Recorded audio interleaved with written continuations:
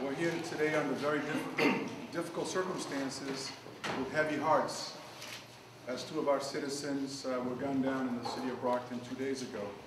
The third victim is still in the hospital clinging to life, but I have some good news to report that she has opened her eyes and has been taken off the machines from what the father was saying, and she is even saying a few words. Good afternoon.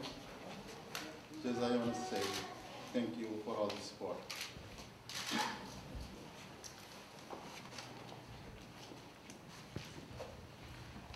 I want to begin by extending my condolences and my blessings to the families of the victims.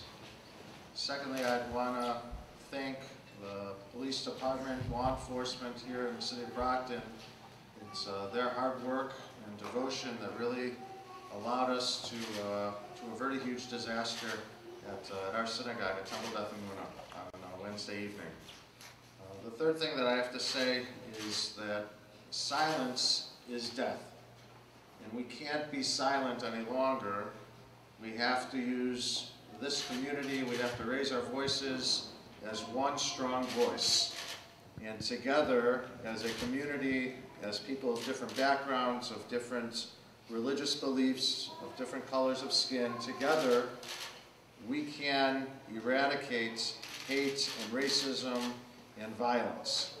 And we can continue to do that through vigils like the one we're having today, or those that may happen throughout the weekend. But we can only do it as one group and with one voice, showing that we are one community. We're here on behalf of the association to stand in solidarity with the father and the families of the victims, and also with all of you who are here today to condemn the violence that took place this week and to condemn violence in our city in general.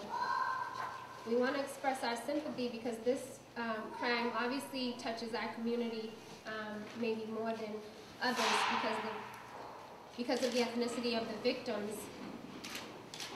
So on behalf of the Cape Verdean Association, again, we wish our sympathy and love to all of the family and the loved ones involved, and we also wish peace to everyone here in Brockton. I'd like to thank publicly those brave citizens of Brockton that stepped forward and not only helped the victims, but helped our police department to track this man down in a very short period of time.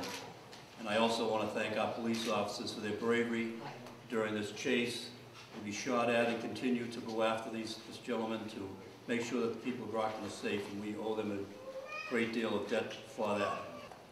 Brockton is a place that's no place for hate. We cannot tolerate hate. It shouldn't be on our streets, in our hearts, or in our homes. And for those that would espouse this type of behavior, we have a message for you.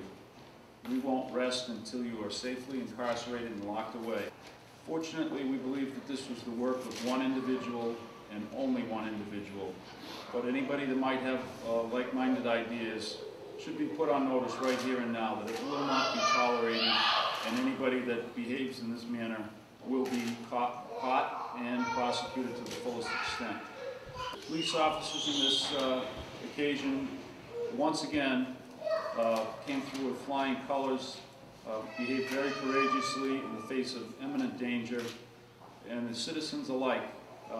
It had not been for the citizens that came forth, got the description of this individual and his vehicle and a plate number, and transmitted that information to us as things were happening. This individual might have gotten away and things would have been a lot worse. So our sympathies go out to the victims and their families. It's a tragic event for them and for the community because it puts a pall over the whole community. This is something that, don't be fooled, it could happen anywhere. None of us should be comfortable. Thank you. It needs to be clear that this community collectively shows zero tolerance for all act of violence, for all act of hate, and any behavior that indicates that. There is no place for hate in our city, in our community, and our state.